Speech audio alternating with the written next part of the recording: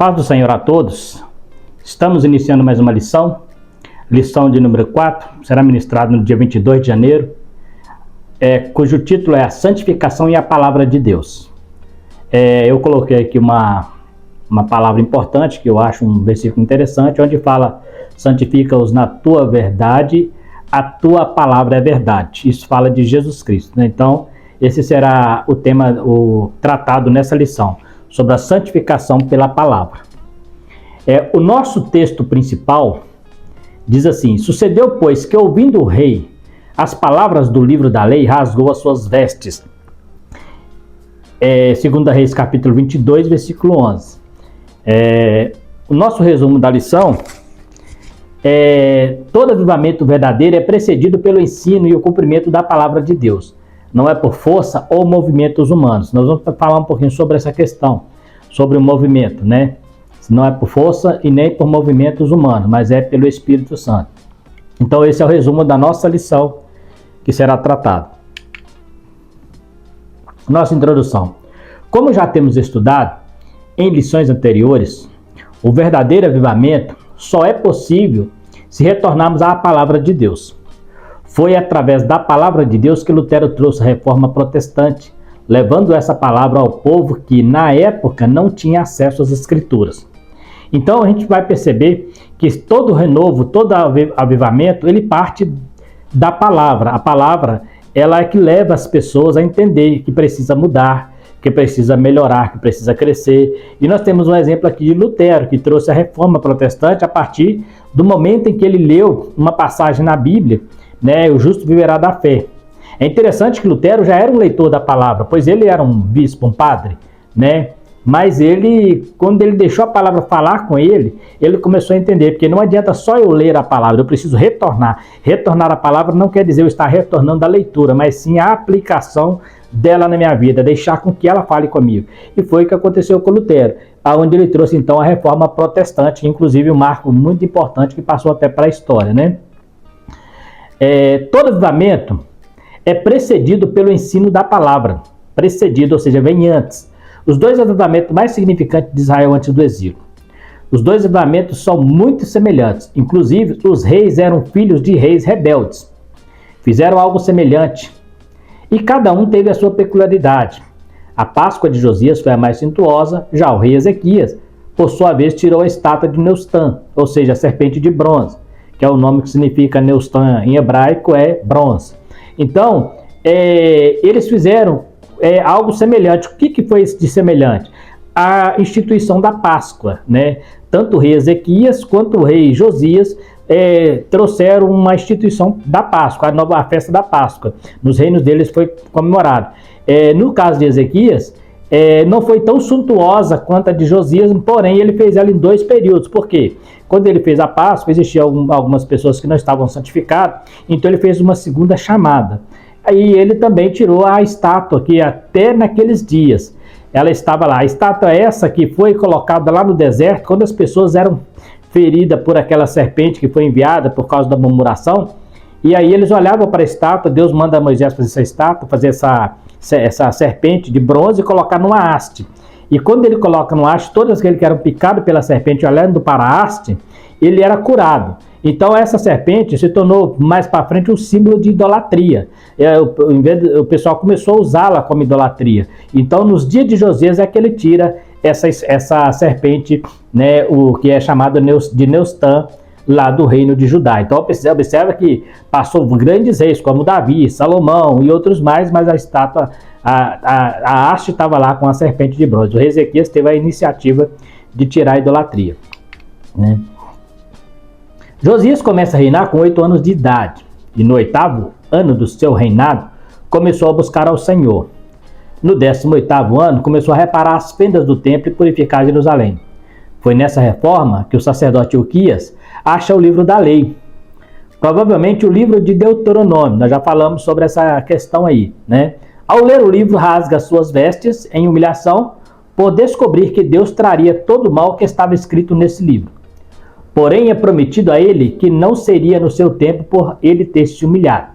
Então, é interessante que ele faz uma reforma lá no 8º ano do seu reinado, ele começa a buscar ao Senhor e ele faz a reforma lá no 18º. Nessa reforma ele acha o livro da lei. Quando ele acha o livro da lei, é que ele se humilha. Então observa que mesmo ele tendo uma boa intenção, fazendo algo que estava dentro da vontade de Deus, ele só entendeu que ele precisava se humilhar de verdade, a ponto de rasgar as vestes, foi quando ele percebeu que o livro da lei tinha uma profecia que falava que se os judeus desviassem, que Deus os mandaria, né, para terras estranhas, cujas línguas nem saberiam falar. E esse livro livro da lei, provavelmente é o livro de Deuteronômio. Por quê? Porque ele é uma cópia das leis, né, uma repetição das leis. Todo o povo que saiu do Egito, eles perderam, né, morreram no deserto, com exceção de Josué e Caleb. Então, quando eles estão para entrar em Canaã, é feito um novo chamado à lei, e é o livro de Deuteronômio. E esse livro tem uma ordem nele que diz que todo rei, quando ele chegasse na terra de Canaã, que estabelecesse os reinos, todo rei teria que ter uma cópia desse livro. Então, é provável que o sacerdote Ilquias tenha encontrado esse livro. É interessante também observar que diz que ele fala, eu achei o livro da lei. Né? Alguns pensam, será que esse livro estava perdido dentro da casa? Existe uma ideia de que não estava, que na verdade Manassés e Amon eram reis idólatras, né? Assim como antes de Ezequias, no período do rei Acás, também tinham reis idólatras. Então, os eruditos acreditam que esse livro realmente estava escondido. Quando ele percebeu que Josias tinha o coração voltado para a palavra, então ele vai lá e busca o livro. Então, é uma hipótese de que esse livro realmente estava escondido. Por quê? Porque Manassés e Amon eram idólatras, e se eles pusessem a mão nesse livro, colocassem a mão nesse livro, provavelmente eles o destruiriam, porque eles adoravam outros deuses, né? Então, são histórias importantes que a gente precisa ter em mente. E esse livro também serve de base para o nosso livro de Deuteronômio que nós temos hoje. No livro de 2 Crônicas, capítulo 34, aparecem algumas datas que divergem um pouco do relato de 2 Reis 22. Presta atenção, diverge o relato, não é as datas, né? Os relatos divergem. Quando você vai para Crônicas, por exemplo, nós lemos lá que no 8º ano do seu reinado, o rei Josias começou a buscar ao Senhor. Essa data, ela não aparece em Crônicas, ela aparece ela não aparece em Reis, ela aparece em 2 Crônicas. E lá no Reis, aparece que ele começou a buscar ao Senhor e fazer a reforma no 18º ano de seu reinado, ou seja, ele tinha aproximadamente 26 anos de idade. Então, é aí que nós vamos olhar algumas questões. A informação de que Josias começou a buscar o Senhor no 8º ano, 16 anos, não aparece em Reis, é um relato de Crônicas. Então, nós temos 2 livros que relatam a história dos reis de Israel, que é o 1º e 2 Reis, 1º e 2 Crônicas. 2 Crônicas aparece do 10º ou 12º ano, 20 anos, como ponto de partida para a purificação. Enquanto que em Reis aparece 18º, né, 26 anos, em Crônicas aparece 18º, aparece o 18º, havendo purificado a terra. Então, em Reis aparece só o 18º ano. Fala que ele governou com 8 anos de idade e no 18º ano do seu reinado. Então, não fala que ele buscou o Senhor no 8º ano do seu reinado, não fala do 10º, né, só fala do 18º. O que tem de complicado nisso aí? Vamos tentar entender um pouquinho. Por que Crônicas relata pelo menos 3 períodos, enquanto que Reis só um? Nós temos 8º ano, do 10º e 18º. O Reis só relata 18º. Isso é muito comum no livro de Crônicas, quando você vai ler o livro de Reis.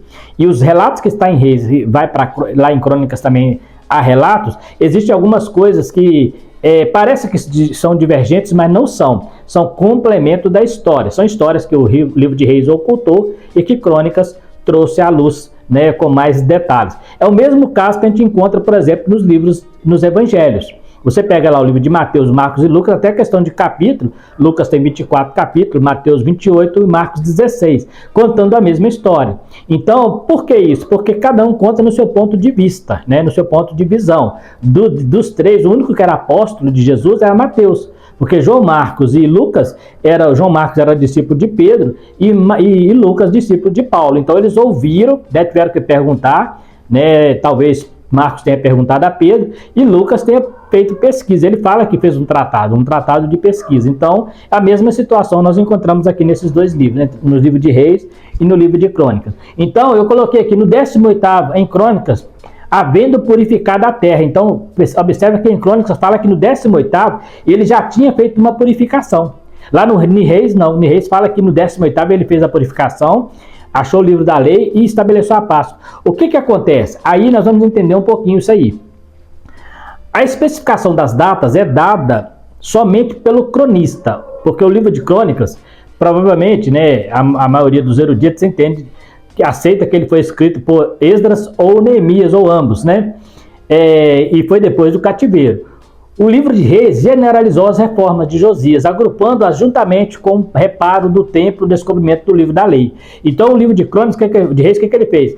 Ele pegou lá já o 18º, fazendo uma generalização, ou seja, trouxe tudo dentro no 18º ano, enquanto Crônicas ele voltou um pouco mais e partiu das datas, né?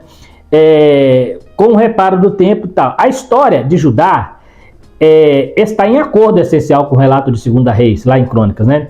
A diferença, no entanto, está no cronista atribuir várias reformas nos anos 8º, 12º e 18º, ao passo que o compilador de Reis agrupou-as juntas, né? Então, enquanto Crônicas deu detalhes, ele, né, no 8º ano é que ele começou a buscar o Senhor. Por que eu estou dizendo isso? Porque na nossa lição, ela fala do 8º ano, mas quando você vai lá para Reis 22, 2 Reis 22, não aparece o 8º ano. Lá não aparece no relato, no relato bíblico, mas aparece em Crônica. E aí, vamos supor que um aluno ou um irmão vai a ler, né? Está lá em Crônica, então vou lá. Quando ele chega lá, ele encontra 12º também, além do 8º ano. Então, aí é importante saber para separar. Isso aqui não está discordando de Reis, na verdade está trazendo um complemento, uma visão mais ampla, mais detalhada do que aconteceu na verdade. O livro de Reis generalizou. Essa diferença é comum entre os livros. Isso deve ao fato de que o livro de Reis ser antes do cativeiro e Crônicas ser pós-cativeiro. Então o livro de Reis foi escrito antes do cativeiro. Há quem diga que Jeremias escreveu esse livro, né? E o livro de Crônicas foi depois do cativeiro, né? Então há datas variadas, né? Há quem diga que até no ano 250 antes de Cristo, né, 400, então há datas variadas, mas porém ele foi escrito depois. Por isso, então, o cronista, quando ele foi fazer os relatos, ele pegou mais detalhes que no livro de Reis não foi detalhado, né? Então não há divergência, é um complemento. Poderíamos dizer, como falamos dos evangelhos, é meio que sinótico, né? Visão geral da mesma história, né? Contada por autores diferentes, contando a mesma história. Os evangelhos é a mesma coisa, são 4 escritores em um evangelho só. Né? Transformação realizada por meio do confronto com a palavra. Enquanto esteve sob o domínio de Assurbanipal, coroado príncipe em 672, tendo tornado rei em 669, esse era neto de Senaqueribe, que foi um famoso sábio e protetor da literatura e das artes. Esteve envolvido na deportação de Judá. Este rei reinou desde o reinado de Manassés. No reinado de Manassés, provavelmente, ele reinou como um regente do pai dele, porque o pai dele também ainda estava vivo. E o comentarista, ele fala sobre esse nome. Eu gosto de pegar esses detalhes, porque às vezes é uma pergunta que pode surgir numa classe, ou uma dúvida, né? Quem é esse camarada lá, Assurbanipal? Assurbanipal é um neto de Senaqueribe, um rei da Síria, que reinou nesse período. E ele morre no ano 632. Aproximadamente. Então, o que acontece? O comentarista da nossa lição, ele falou que o rei Josias não fez a reforma, talvez por causa da opressão deste rei. Só que é interessante observar que mesmo que esse rei tenha morrido, o outro que saiu, que surgiu, continuou a mesma coisa, subjugando Judá, até levar, no final, todo mundo lá para a Babilônia, né? Que aí já entra depois Nabucodonosor e conquista a Síria.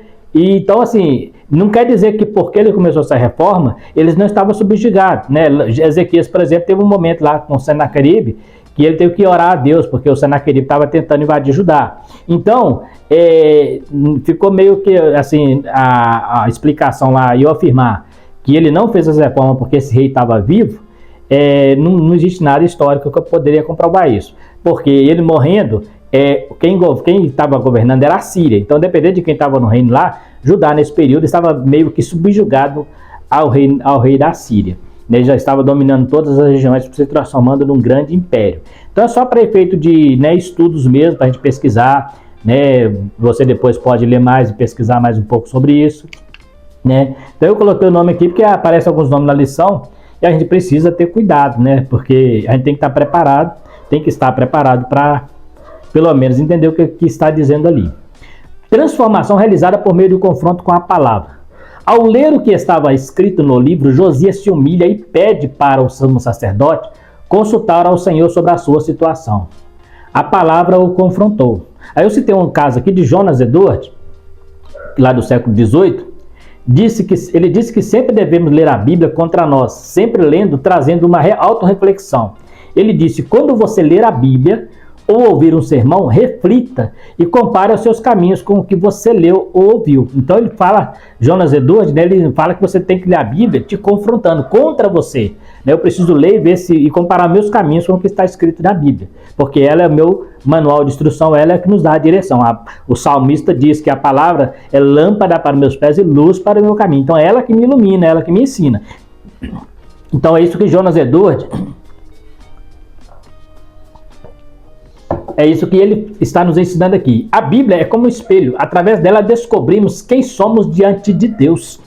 Então, é através da Bíblia. Se você quiser conhecer quem você é diante de Deus, olha para a palavra de Deus. Ela vai refletir quem você é. Ela nos mostra tanto quanto estamos certos, quanto estamos errados, né? Ela tem o manual certo para nós. É como nós falamos lá, santifica-os na palavra, a tua palavra é verdade. Então, é a partir dela que eu recebo a santificação. Resultados do retorno à palavra de Deus. Purificação do templo. Interessante que a princípio o rei Josias começou uma reforma física no 18º ano do seu reinado. Mas foi depois de achar o livro da lei que ele decide purificar o templo e destituir o sacerdote idólatra. Ou seja, não adianta fazer uma reforma física sem antes fazer uma purificação verdadeira. Então observe que ele já tinha tomado a iniciativa de fazer algo bom, algo legal. Deus estava satisfeito com a atitude dele. Mas foi só do momento que ele achou o livro da lei é que ele percebeu que não estava suficiente, que ele tinha que fazer mais, que ele tinha que melhorar. Não é só fazer uma reforma física, porque ele estava reformando um templo, mas dentro do templo ainda existia coisa errada. Existia idólatra, existia idolatria, e existia também, não existia o culto verdadeiro a Deus. Então ele pensou, não, eu preciso me humilhar mais, buscar mais. Mesmo que eu estou fazendo algo bom, eu preciso melhorar mais. Então é isso que fez com que ele voltasse a palavra de Deus. Então ele mesmo fazendo uma reforma física não teria nenhum sentido se o pecado continuasse lá. Ou seja, não adianta ter um templo bonito, suntuoso, se lá dentro Jesus não está presente, né? Então a gente precisa ter esse cuidado. Jesus não está na casa por causa do ouro. Ele fala isso lá para os discípulos, né? Quando os discípulos ficavam preocupados com o ouro, os fariseus, né? Ele falou, vocês oram pelo ouro do templo, preocupados com aquilo lá, né? Ele nos ensinou, através das palavras do apóstolo Paulo, que hoje nós somos a morada do Espírito Santo. Então, quem tem que estar legal somos nós, né? Não estou dizendo que não podemos ter templos suntuosos, né? É muito bom você ter um templo bonito, bem confortável, né? Isso não é errado, né? É saudável, é legal, né? É muito bom. O que eu estou dizendo é que isso não quer dizer que um templo bonito, expansor e muito grande, né? Igual hoje tem... algumas igrejas que são megas igrejas, isso não quer dizer espiritualidade, pode ser só um monte de pessoas juntadas ali. Então é só para entender. Então pode fazer uma casa legal, um templo bonito. O templo de Salomão foi uma das 7 maravilhas do mundo, mas quando eles caíram na idolatria, o que Deus fez? Destruiu o templo. Então as pessoas do templo é que dá importância para ele. A eliminação dos elementos que promovia a idolatria em todo o território nacional. Então nós falamos aqui de uma delas, que o próprio Ezequias fez, foi tirar a estátua de Neustã, né? Então, Ezequias. Agora o rei Josias, ele começa fazendo também uma reforma. A reforma de Josias, após a leitura do livro, foi levada em todo o reino, quebrando altares e imagens idólatras, levou o povo a verdadeira adoração a Deus. A sua reforma partiu desde a liderança até as casas sodomitas que foram implantadas em Judá. Ele não só combateu a idolatria, mas também o pecado do povo em outras áreas. Combateu a corrupção moral e social. Olha que coisa que estava acontecendo, a coisa louca que estava acontecendo em Israel. Eles tinham casas sodomitas. O que é casa sodomita?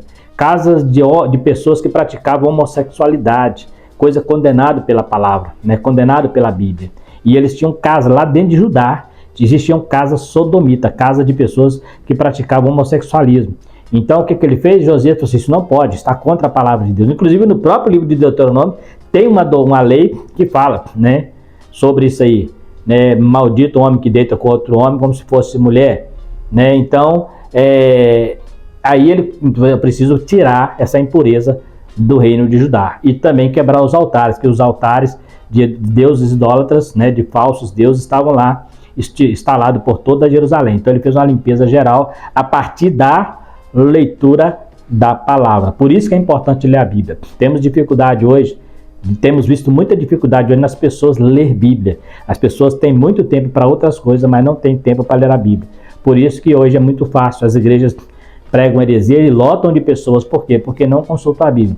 Observa que antes de Lutero, existiam muitas heresias na igreja.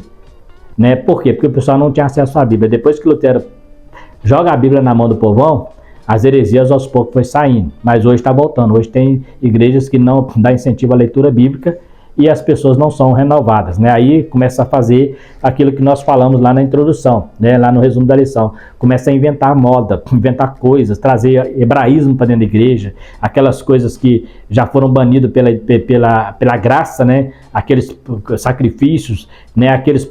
Tudo que tem lá do Levítico, hoje tem trazido para dentro das igrejas.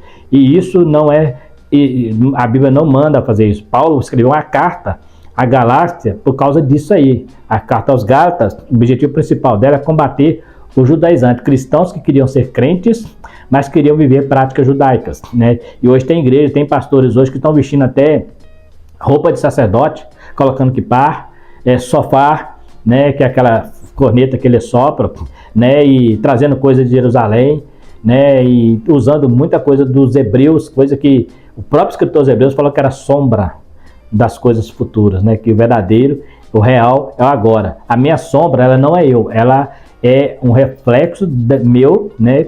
Quando eu estou no sentido contrário ao sol, mas a realidade sou eu. E o escritor dos Hebreus fala que a realidade é Jesus, que tudo que passou lá no Levítico apontava para Jesus Cristo. Então, se eu voltar a buscar no Levítico, eu estou tirando Jesus de cena. Se eu voltar a colocar coisas que apontavam para Cristo como o tema do culto, eu estou tirando Jesus de cena, porque Jesus é o verdadeiro, o tema central do culto é Cristo, né?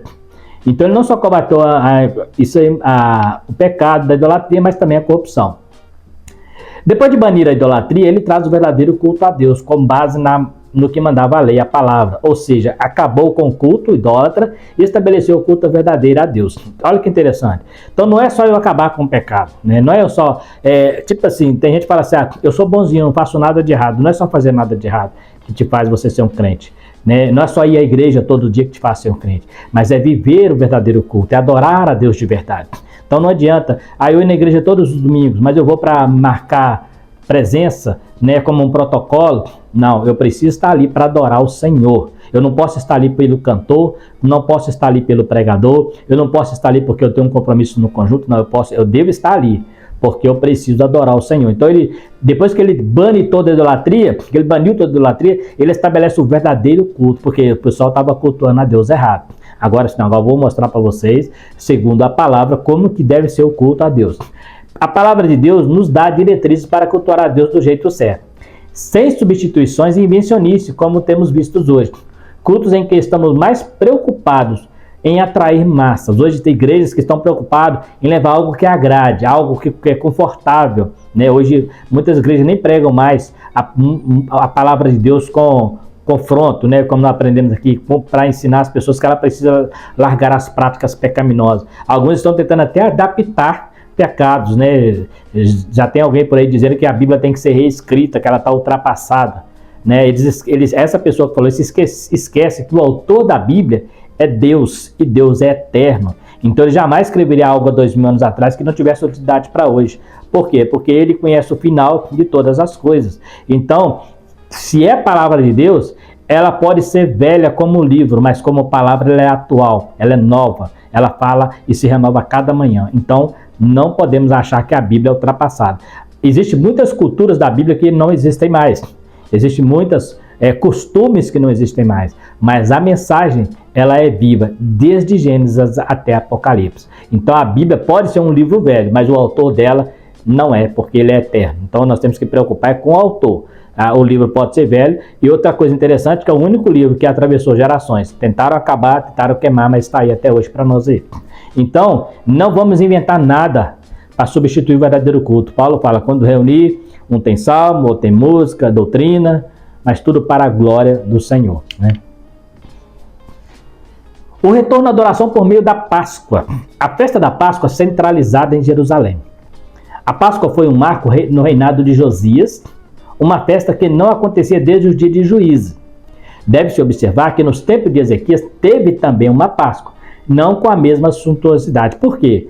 Porque quando você lê o texto, e depois o próprio comentarista também fala que ela foi a Páscoa de todos, a melhor Páscoa de todos os tempos, né? Não dá para dizer isso.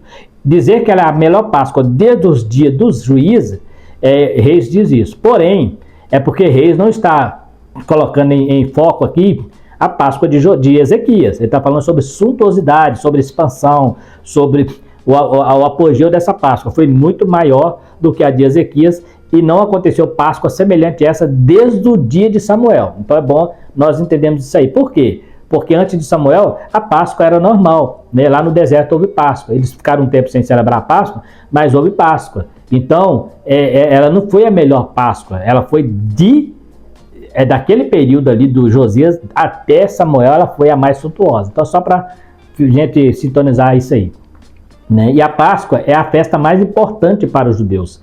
A Páscoa é a festa da adoração principal dos judeus. Então, então é importante, né, que eles entendessem o que significava a Páscoa para eles, né, e eles já tinham esquecido isso. Então, Josias começa a trazer de novo os princípios, né, que regem uma Páscoa de verdade, né?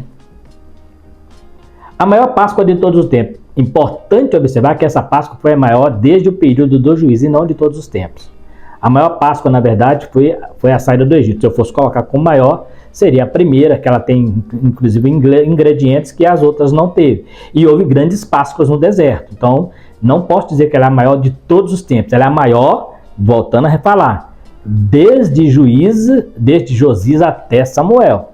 Mas antes de Samuel teve Páscoas também importantes. Então, não seria a maior Páscoa de todos os tempos. O comentário está falando em questão de suntuosidade, porque Páscoa é Páscoa, né? De suntuosidade. Porém, por ser um período idólatra, ela realmente alcançou algo extraordinário, né? Um período em que o pessoal não tinha consciência do que era Páscoa. Mas não quer dizer que ela seria a mais importante de todas, né? A maior Páscoa de todos os tempos. Inclusive, é interessante que a partir do cativeiro, depois do cativeiro, existem algumas coisas que os judeus voltaram a fazer. Por exemplo, os judeus, eles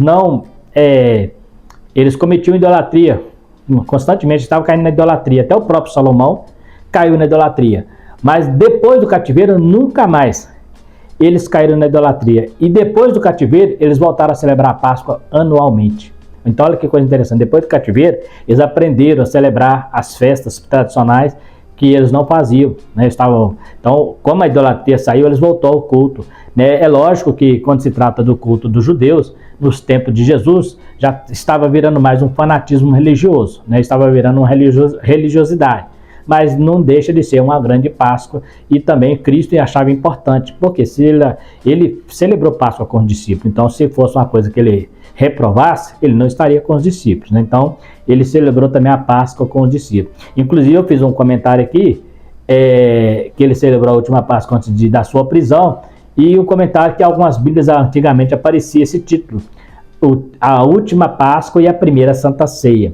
Ou seja, como se Jesus estivesse celebrando uma Páscoa e Santa Ceia junto. Presta atenção, a Santa Ceia, ela só passa a acontecer após a ressurreição de Cristo. Por quê? Porque a Santa Ceia, ela aponta para a morte, para o sacrifício de Cristo e para a sua vinda, né? Fala até que ele venha, mas a Páscoa ele estava presente. Então aquele cordeiro que morreu lá, mesmo que apontava para ele, ainda era o cordeiro que estava valendo ali, porque ainda ele não tinha sido derramado o seu sangue para purificar de todos os pecados. Só a partir da sua ressurreição é que ele então é instituída a Santa Ceia, que é uma janta, né, um almoço normal que o pessoal reunia e fazia daquilo ali a sua Santa Ceia, né? Então Paulo até orienta lá em 1 Coríntios 11:23 sobre como que era esse almoço de confraternização, que se transformou na Páscoa dos judeus. Paulo escreve isso para uma igreja gentílica, né, que não tinha hábito de comemorar as Páscoa. Então lá era janta, era almoço, né, diferente da Páscoa dos judeus. Aí Paulo então ele usa lá o vinho e o pão como símbolo do corpo de Cristo, porque ele fala, na noite que o Senhor traiu, ele pegou o pão e o cálice. Esse é o símbolo do meu corpo que será repartido por vós. Agora na ceia, isso é concretizado, mas não quer dizer que Cristo celebrou ceia, celebrou Páscoa normal, porque ele fala assim, onde celebraremos a Páscoa? Ele pergunta para os discípulos. É só para efeito de estudo mesmo, né? Não tem problema se alguém achar que é a primeira ceia, isso não tem problema, é só efeito de estudo. Se você fazer uma exegese do texto, Cristo está sob a lei, fazendo Páscoa sob a lei, no mesmo procedimento da lei, né? Então, era uma coisa mais reservada ali de judeus mesmo. Tanto é que não veremos mais depois a igreja primitiva celebrando Páscoa, né? A igreja primitiva, os judeus cristãos costumam continuar, alguns deles continuam ainda vivendo, né, alguns requisitos da lei, por exemplo, os judaizantes, né? Mas depois da igreja instituída, você não vê mais os cristãos celebrando Páscoa. Então Paulo ele ensina que a Páscoa aponta, deixa eu voltar aqui, Paulo ele ensina que a Páscoa aponta para Cristo, né? Usando as próprias palavras de Cristo, né? Então nessa lição vimos que os dois avivamentos mais importantes de Israel foram protagonizados pelo rei Ezequias e Josias, ambos precedidos pelo ensino da palavra. Josias primeiro foi transformado pelo efeito do confronto com a palavra, para depois conduzir os líderes e o povo ao confronto com a mesma palavra. E o resultado foi uma busca nacional por uma vida de santidade. Então, quer fazer um avivamento? Faça como estes homens. Volte para a palavra. Busque a palavra. Hoje nós temos visto algumas pessoas querendo mudar o país através de manifestações e outras coisas, né? E até usando a palavra de maneira errada, né? Não vou entrar no mérito da questão aqui, mas nós só vamos conseguir vencer se for através da palavra e estando de joelho em oração. E Deus está no controle de todas as coisas, então não precisa eu ficar preocupado. Até porque nós não pertencemos a este mundo, estamos aqui de passagem. Então, enquanto vivemos aqui, quem nos guia não é a Constituição. Respeitamos ela enquanto ela não contradizer a palavra, porque nosso manual de instrução é a Bíblia Sagrada. A igreja segue os princípios da palavra, então ela nos ensina que nós temos que orar. A nossa batalha não é na carne, a nossa batalha não é no sangue, a nossa batalha é no mundo espiritual, é combater o poder das trevas que está por trás das pessoas, não combater as pessoas, porque as pessoas são só instrumentos, nós temos que combater quem está por trás, que é o diabo. Então a nossa luta é contra ele. Então temos que estar sempre voltado para a palavra para que possamos viver uma vida de santificação, né? Se não vivemos isso, diz a Bíblia que não veremos ao Senhor. Então, nós precisamos cada dia buscar essa palavra. Quando for ler a Bíblia, não leia como um livro, não leia como uma literatura, né? Mas leia como a palavra de Deus. E deixe ela falar com você. Não fica preocupando. Tem gente que lê Bíblia para pregar na igreja, por exemplo. O que eu vou pregar na igreja? Então, ele está lendo a Bíblia preocupando em que aquela palavra fale com a igreja, mas muitas vezes não fala com ele mesmo, né? Então, a gente tem que tomar cuidado. Eu preciso que a palavra, antes de falar com alguém, fale comigo primeiro. Esdras, ele faz o seguinte, ele pega o livro da lei, ele pega o livro da lei, ele lê, procura entender, depois que ele procura entender, ele aplica na sua vida para depois ele ensinar. Esse é o processo. Eu leio, entendo, aplico na minha vida para depois eu ensinar. Se eu ensinar sem aplicar na minha vida, eu sou demagogo. É aqui nós falamos em lições, né? Se você acha que só estudar é o suficiente, você vai ser um demagogo. Se você achar que espiritualidade sem conhecimento é fanatismo, então precisa ter um equilíbrio nisso aí. No mais, está aí mais uma lição, né? Que Deus possa nos abençoar, né? Abençoar vocês. Quero agradecer mais uma vez pela oportunidade de poder estar falando com vocês mais essa lição, pedindo a vocês que ao assistir o vídeo, visualize também o vídeo dos adultos, né? Que está muito relacionado ao assunto. Eu tenho falado isso no outro vídeo, falo aqui também. Está muito relacionado, inclusive nós estamos falando aqui sobre avivamento, que é tema da lição de adultos. E na lição de adultos nós falamos sobre santificação, que é tema dessa lição. Então você vê que está bem relacionado ao assunto. Então assista os dois vídeos, né? E dê ali o seu like, né? Compartilhe para alguém que você conheça. Também se inscreva, nos ajude, né? Se inscrevendo aí vai estar fortalecendo o nosso canal, porque a gente está aqui para abençoar. Então, vocês podem estar nos ajudando, se inscrevendo. E se você ativar o sininho, toda vez que eu lançar uma aula, você será notificado. Mas vamos supor que você não quer ser notificado. Ah não, quando eu quiser ver alguma aula que é interessante, eu vou lá no canal e olho. Então você não precisa acionar. Mas se você acionar o sininho, lá embaixo aparece assim, todas as notificações. Aí toda vez que eu lançar um vídeo, se você achou que é interessante, você vai receber a notificação. Então, e outra coisa, faça também comentários, né? Você tem uma dúvida ou uma opinião, quem sabe contrária, né? A gente não é dono da verdade, está tentando fazer o melhor aqui, mas talvez você tenha uma opinião diferente, né? Passe os comentários para que possa também nos ajudar, né? Até mesmo crítica, às vezes alguma coisa que, né, às vezes sai alguma coisa do controle, palavras que a gente falou, né? E teve um vídeo, por exemplo, que eu falei palavras que eu tinha intenção de falar uma coisa, falei outra. Não foi intencional, mas aí, depois que eu assisti o vídeo que eu vi. Então faça comentário. No mais, que Deus possa abençoar todos vocês. Fiquem todos com Deus e até a próxima, querendo Deus.